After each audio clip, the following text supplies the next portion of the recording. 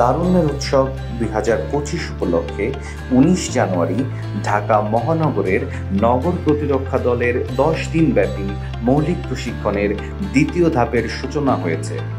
এর শুভ উদ্বোধন করেন অন্তর্বর্তীকালীন সরকারের গৃহায়ন ও গণপূর্ত মন্ত্রণালয় এবং শিল্প মন্ত্রণালয়ের মাননীয় উপদেষ্টা জনাব আদিলুর রহমান খান। গণপ্রতিরক্ষা বাহিনী হিসেবে গড়ে ওঠে আনসার ভিডিপি দেশের আর্থসামাজিক বৈষম্য দূরীকরণে গুরুত্বপূর্ণ ভূমিকা পালন করবে বলে এ সময় তিনি আশাবাদ ব্যক্ত করেন। বাহিনীটাকে বদলায় দিতে হবে যেন এটা নতুন ভাবে রিঅর্গানাইজড হয়। বাংলাদেশের প্রতিটা সেক্টরে এই বাহিনীর সদস্যরা শুধু গণপ্রতিরক্ষা বলতে কিন্তু সীমান্ত প্রতিরক্ষা বোঝায় না। নাগরিকদের প্রতিরক্ষা, নাগরিকদের এগিয়ে নিয়ে যাওয়া, তাদের সমস্ত কার্যক্রমগুলিকে সংগঠিত করা এবং বাংলাদেশকে গড়ে তোলা।